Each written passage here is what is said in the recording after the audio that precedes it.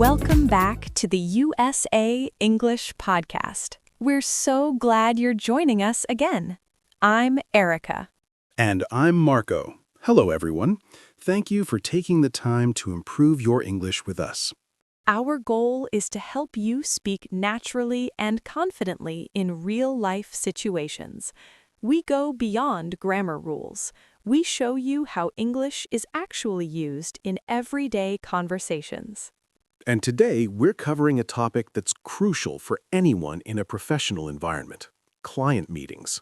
That's right. A client meeting is a formal discussion with a customer or business partner, someone your company works with or hopes to work with. These meetings happen daily, both in offices and online, all over the world. And if English isn't your first language, walking into a client meeting can feel pretty intimidating. What should you say? How do you introduce yourself? How do you share your ideas politely? What about tough questions? By the end of this episode, you'll know exactly what to say. We're going to walk you through 100 essential phrases for every part of a client meeting, from the greeting to the goodbye. This lesson is perfect for business professionals, job seekers, students preparing for internships, and anyone who uses English at work. So if that sounds helpful, and we're sure it will be, please give this video a thumbs up and subscribe to the channel so you don't miss any future lessons. All right, Erica, are you ready to step into the boardroom? Let's dive in. So, Marco, how are you feeling today? Honestly, a little nervous. And funny enough, it's totally connected to what we're talking about. Oh, really? What happened? I have a video call later today with a new partner for our channel. It's basically a client meeting.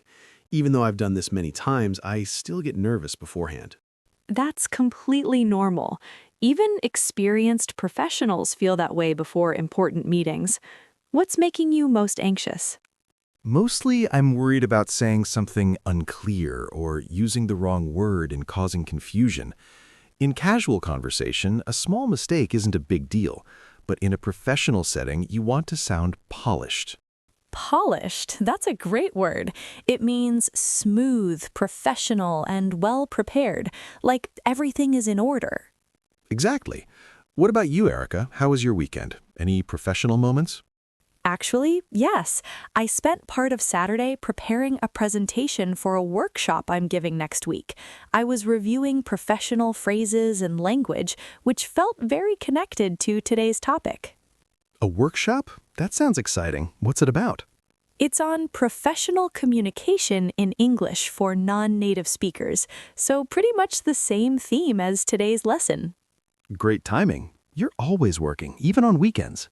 I enjoy it. But speaking of professional communication and situations where you need clear, confident English, like client meetings, that's exactly what we're diving into today. Perfect. Let's go. All right, Marco, let's walk through a client meeting from the very start.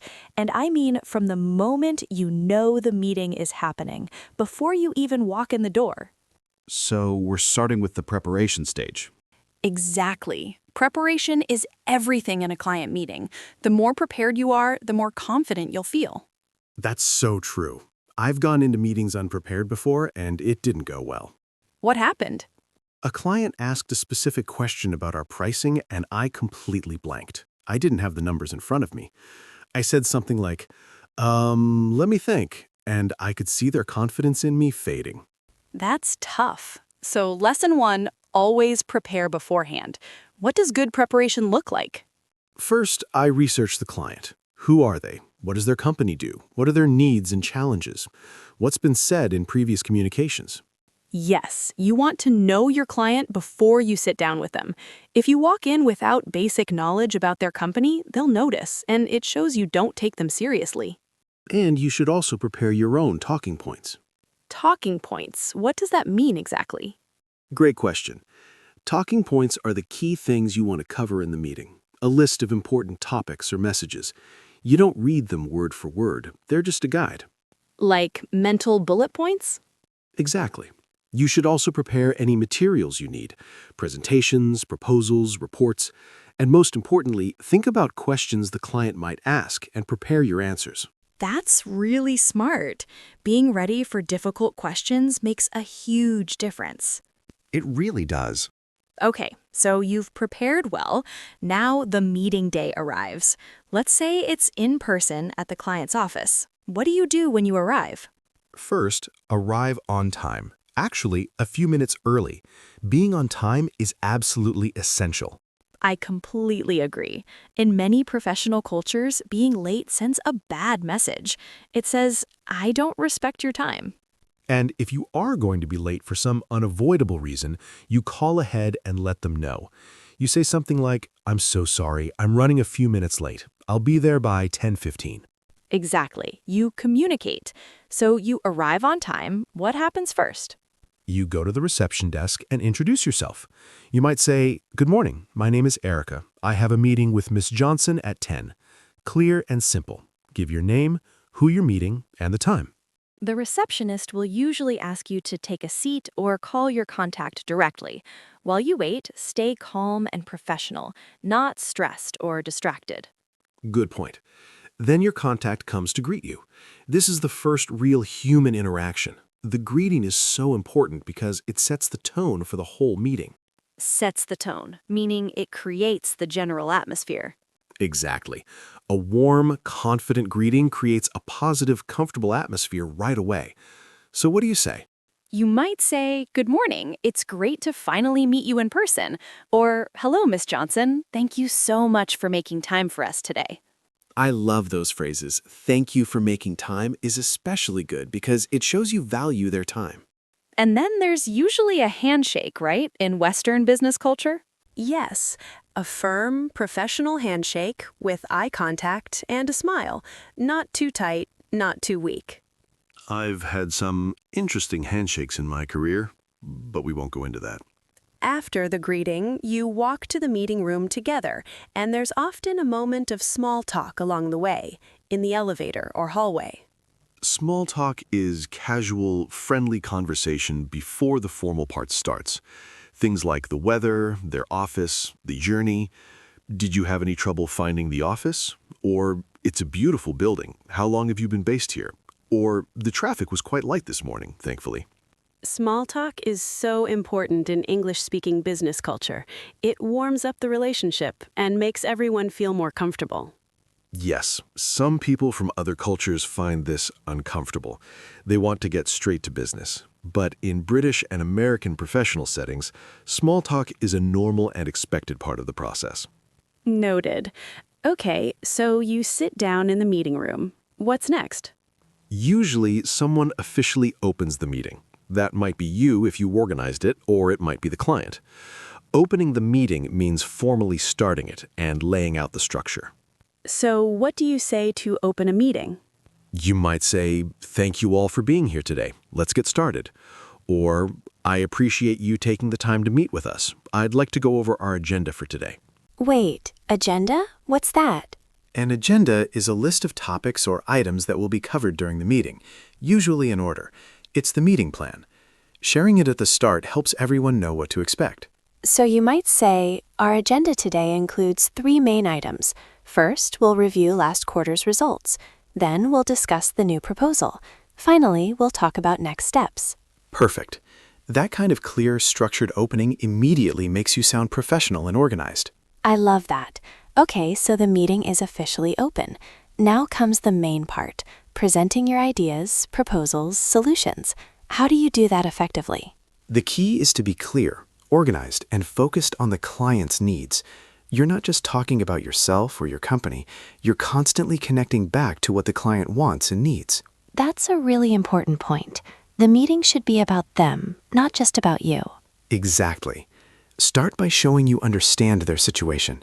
You might say, based on what you shared with us previously, we understand that your main challenge is, and then describe their problem. Then present how you can help. That's why we've developed a solution that specifically addresses. Use phrases like, our proposal includes, or what we'd like to suggest is, or we believe this approach will help you achieve. And you use we a lot, right? It feels more collaborative than I. Great observation. Yes, we sounds like a team effort, a partnership. It's inclusive and makes the client feel like you're working together. Okay. What about presenting data or numbers, like statistics or financial projections? Very important. When you share data, be clear and specific. Don't just say, our results improved. Say, our results improved by 32% over the past 6 months. Specific numbers build credibility. Credibility means being trusted and believed. Exactly. Use phrases like, as you can see in this chart, or according to our data, or the numbers show that. And what if the client doesn't understand something or asks a question while you're presenting? Great question. In a client meeting, you should always welcome questions. Questions mean the client is engaged and interested. If no one asks anything, that can actually be a bad sign. It might mean they're confused, disinterested, or just waiting to leave. True. So when a client asks a question, first acknowledge it. You might say, "That's a great question," or "I'm glad you brought that up." Then answer clearly. What if you don't know the answer right away? This happens, and it's better to be honest than to make something up. You say, "That's a great point. I want to make sure I give you accurate information. Let me follow up with you by email after the meeting." Oh, I love that. Let me follow up with you. It's so professional. It shows integrity. You'd rather be accurate than guess, and it creates another touch point with the client. A touch point is any moment of communication or contact between you and the client. What about handling difficult questions? Like if the client challenges something you've said. This is where staying calm and professional is crucial. Never get defensive. If a client says, "I'm not sure this approach will work for us," don't argue back immediately. What do you say instead? You acknowledge their concern first. "I completely understand your concern," or "That's a fair point." Then provide more information or a different angle. "What I'd like to highlight is," or perhaps it would help to look at it this way. So you're not disagreeing rudely, you're steering the conversation constructively. Exactly. It's about finding common ground, not winning an argument. What if you genuinely disagree with something the client says? You can disagree professionally and respectfully. You might say, "I see your point. However, based on our research," or "That's an interesting perspective. We've found that." That's an interesting perspective is a great phrase. It's polite, but it doesn't mean you agree. Exactly. It's diplomatic, handling situations carefully to avoid conflict or offense. Okay, let's talk about a specific challenge. What if there's a language barrier? What if you don't understand what the client said? Oh, this is so important, especially for our viewers learning English. Never pretend you understood when you didn't. That leads to misunderstandings later. So what do you say? Politely ask for clarification. You might say, "I'm sorry, could you repeat that, please?" Or, "I want to make sure I understand. Could you explain that in a bit more detail?" Or, "Just to confirm I understood correctly, are you saying that..." Those aren't embarrassing phrases at all. They sound professional and careful. Exactly. Asking for clarification shows you're listening carefully and that accuracy matters to you. That's a strength, not a weakness. I wish someone had told me that earlier in my career. I used to just nod and say yes, even when I was completely lost. And then what happened? Disaster. I once agreed to something in a meeting I didn't fully understand, and I spent the next 2 weeks dealing with the consequences. Let that be a lesson for everyone. Always clarify. Always confirm. Okay, let's talk about negotiation. In many client meetings, there's negotiation, discussing prices, timelines, deliverables. Deliverables. I hear this word a lot. What does it mean? A deliverable is something you've agreed to produce or provide for the client, like a report, a website, a design, a product. It's what you deliver as part of the agreement. Got it. So negotiating deliverables means discussing exactly what you'll provide and when. Exactly. And when you negotiate, you want to be firm but flexible. Firm means you know your limits and don't give everything away. Flexible means you're open to finding solutions that work for both sides. What are some phrases for negotiating? Things like, "We can certainly look at adjusting the timeline," or, "In terms of budget, our standard rate is X, but we do have some flexibility depending on the scope of the project." Scope of the project. What's that? The scope is the full range of work involved, how big it is, how many tasks, how much time. If the scope is large, the cost is higher. If it's smaller, the cost can be lower. So you might say, if we reduce the scope, we can reduce the cost accordingly. Perfect. Accordingly means in a way that matches or responds to something. Very professional sounding word. I like that. What about when you reach an agreement? How do you confirm it? This is a very important step. You summarize what was agreed. You might say, "So, just to confirm, we've agreed to deliver the first phase by March 15th at the price we discussed with the following inclusions," and you make sure both sides are on the same page. On the same page means everyone understands and agrees on the same things. Exactly. And it's good to say, does that all sound correct to you? Or are we aligned on those points? Aligned is another great professional word. It means in agreement, going in the same direction. Yes. And after agreeing on the points, you usually discuss next steps. What happens after this meeting? Who does what? By when? Next steps are so important. A meeting without clear next steps often goes nowhere. Completely agree. You might say, let's outline our next steps. Our team will prepare the full proposal and send it to you by the end of this week. Could you review it and get back to us by Wednesday? That's clear and specific.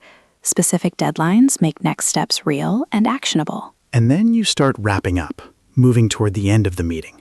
How do you do that gracefully? You give a signal that the meeting is coming to a close. Something like, I think we've covered everything on our agenda today, or this has been a really productive discussion. Then do a quick recap, summarize the key points and main agreements, and then a warm close. Thank you so much for your time today, Ms. Johnson. This has been very valuable. Yes, always end with warmth and gratitude. Something like, we really enjoyed learning more about your company today, or we're very excited about the possibility of working together. And then the goodbye. Another handshake, a smile, and sometimes more small talk as you walk to the door. It was lovely meeting you. Safe travels if you're heading somewhere after this. Enjoy the rest of your day. These little moments matter. They leave a positive final impression. And after the meeting, you send a follow-up email. What goes in it? You thank the client again, summarize the key points and agreements, list the next steps and who's responsible, attach any relevant documents, and invite them to reach out with questions. That email makes everything official and shows you're thorough and professional. Exactly. The follow-up email is almost as important as the meeting itself. It confirms everything in writing and keeps the momentum going. Momentum, the energy and progress of something moving forward. Beautifully put. Okay, let's also quickly talk about online client meetings. Video calls on Zoom, Teams, Google Meet. They're so common now. Yes, online meetings have their own challenges. Technical issues, for example. The classic, "Can you hear me?" moment. Every online meeting ever. At least one person is on mute when they shouldn't be. So for online meetings, always test your tech beforehand. Mic, camera, internet. Log in a few minutes early. And if a technical problem happens during the meeting, stay calm. You say, "I'm sorry, I think I lost connection for a moment. Could you repeat that?" Or, "I apologize, I seem to be having audio issues. Let me reconnect quickly." And for video calls, your background and appearance matter. Dress professionally, even from home. Have a clean, neutral background and good lighting so they can see your face clearly. Lighting is something I learned the hard way. I once did a meeting with a window behind me, and I looked like a dark shadow the whole time. Yes, light should come from in front of you, not behind. Basics, but important.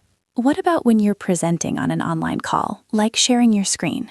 Always tell people before you share your screen, "I'm going to share my screen now. Let me know if you can see the presentation clearly." And close any private browser tabs or notifications beforehand. Very important. You don't want personal messages appearing during a professional presentation. Definitely not. One last thing, cultural sensitivity. Different countries have different professional communication styles. What do you mean? In some cultures, people communicate very directly. They say exactly what they think, even if it sounds blunt. In other cultures, communication is more indirect and relationship-focused. So when you're meeting with international clients, it helps to know a bit about their communication style. Yes. Research their business culture beforehand. It shows respect and helps you avoid misunderstandings. That's excellent advice. Okay, I think we've covered client meetings very thoroughly. Agreed. Let's move to vocabulary. While we were talking, we used so many professional words that are really useful for client meetings. Let's look at the most important ones carefully. These are words you'll hear and need in real professional settings. First word, agenda. An agenda is a list of topics or items to be discussed during a meeting, usually in order. It's the plan or structure. Yes, our agenda for today includes 3 main points. I love this word. It makes you sound organized. Could you send me the agenda before the meeting? Or let's stick to the agenda so we finish on time. Stick to the agenda means follow the plan and not go off topic. Next word, proposal. A proposal is a formal suggestion or plan presented to a client.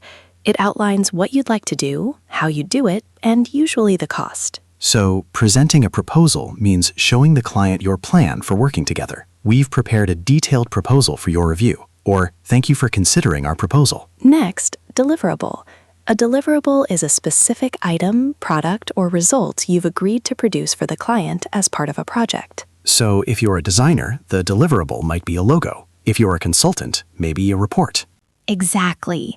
The deliverables for this project include a website, 3 social media templates, and a brand guidelines document. Very specific. You can also say key deliverables, the most important things. Next, clarification. Clarification means making something clearer or easier to understand. When you ask for clarification, you're asking someone to explain more clearly. So, could I ask for some clarification on that point? Means, could you explain that again more clearly? It's a professional, polite way to say, I didn't understand. Or could you clarify what you mean by... I used to be embarrassed to ask for clarification, but now I know it's actually a sign of professionalism. Absolutely. It shows you're paying attention and accuracy matters to you. Next, follow-up. A follow-up is an action taken after an initial meeting to continue the conversation or check on progress. So, I'll follow up with you by email means I'll send you more information or a summary after this meeting. Thank you for the meeting. I'll send a follow-up email with all the details. Or, have you received my follow-up email from last week? Follow-up is a verb, and follow-up with a hyphen is a noun or adjective. Great grammar point. Next, scope. The scope of a project is the full range and extent of work involved, what's included and what's not. If a project is in scope, it means it's included in what was agreed. If something is out of scope, it wasn't part of the original agreement.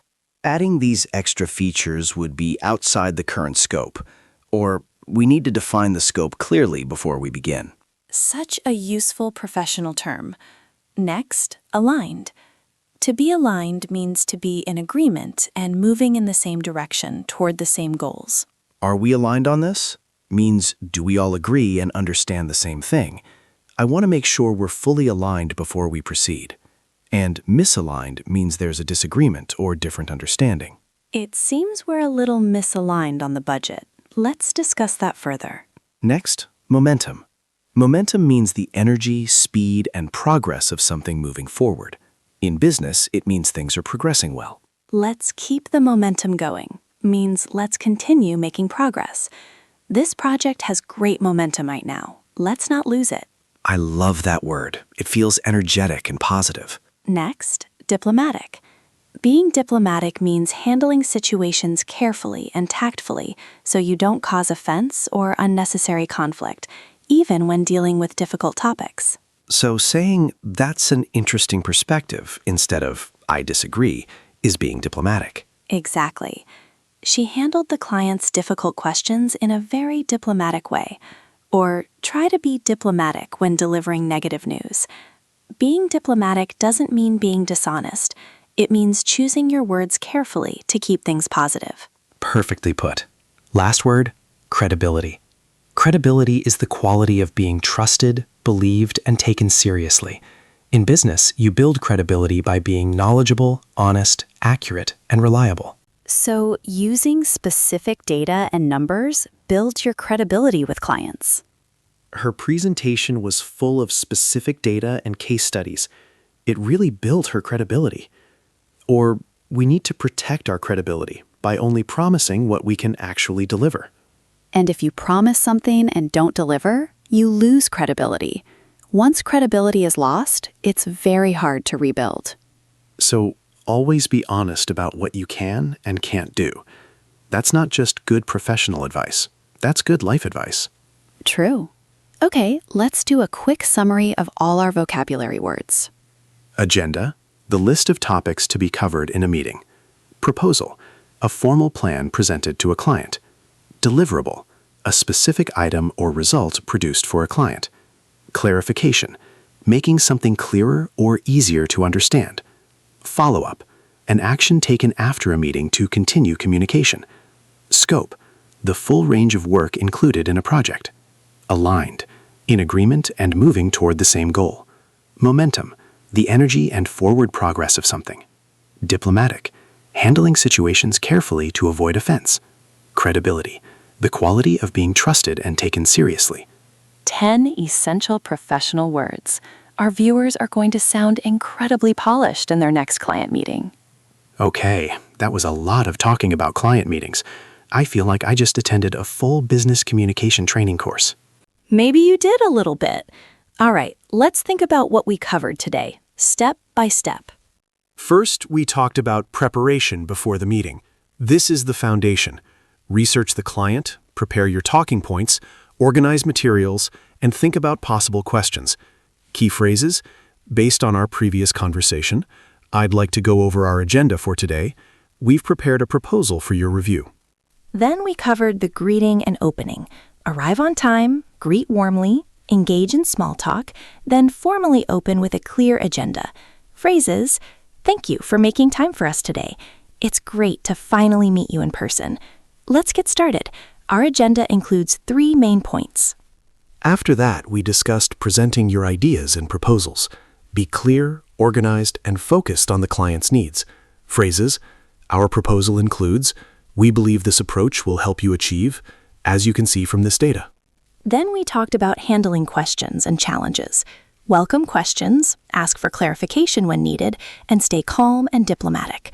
Phrases, that's a great question. Could you clarify what you mean? I completely understand your concern. Let me address that. We also covered negotiation and reaching agreements. Phrases, we have some flexibility on the timeline. Let's make sure we're aligned on the scope. Just to confirm what we've agreed. And finally, wrapping up and following up. End with a clear summary of next steps, a warm thank you, and a professional follow-up email. Phrases, just to summarize the key points from today, our team will send the proposal by the end of the week. Thank you so much. This has been a very productive meeting. See? A client meeting is really just a series of connected conversations. You greet, present, listen, respond, agree, and follow up. With the right phrases, you can handle every stage with confidence. And even if your English isn't perfect, being prepared and professional makes all the difference. Clients respect preparation and sincerity far more than perfect grammar. Now, we want to hear from you. This is our favorite part of every episode. Yes, our question of the day. What is the most challenging part of a professional meeting in English for you, and why? I'll share mine first. For me, the most challenging part is handling unexpected questions I didn't prepare for. Even though I'm comfortable in English, when a question surprises me, I sometimes lose my train of thought. Interesting. For me, it's the small talk before the meeting officially starts. I find formal presentations easier because I can prepare exactly what I want to say. But small talk is spontaneous and unpredictable. I never know quite what to say. So we have completely different challenges, and that's totally okay. Everyone finds different aspects difficult. So viewers, we want to know about you. What do you find most challenging about professional meetings or conversations in English? Please tell us in the comments. You can write something like, the most challenging part for me is understanding fast speakers in meetings. I sometimes miss important information.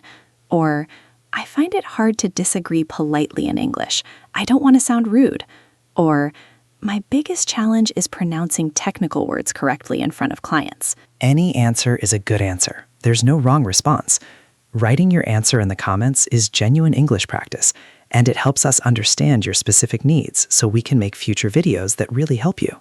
It's a win for both of us, so please share. We read everything you write. All right, we've reached the end of today's lesson on how to talk in a client meeting in English. Thank you so much for learning with us today. We genuinely appreciate every single one of you. If you found this video useful, and we hope you did, please give it a big thumbs up. It's a small thing that makes a huge difference for our channel. And if you're not yet subscribed, please click the subscribe button right now and hit the little bell icon next to it. That way, you'll get a notification every time we post a new video, and you'll never miss a lesson. We post new English conversation lessons every day, so there's always something new to learn. You are all incredibly dedicated students, and we are so proud of your commitment to improving your English. Keep going. Every lesson you complete brings you one step closer to real fluency. Remember, confidence in professional English comes from practice. Use these phrases in your real meetings, even just 1 or 2 at a time, and each time you'll feel more natural. That's everything for today's lesson on client meetings and 100 essential professional phrases. Go out there and impress your clients. Have a wonderful day, a wonderful evening, and a wonderful night wherever you are in the world right now. Take care, everyone. Goodbye. Bye, everyone. We'll see you in the next one.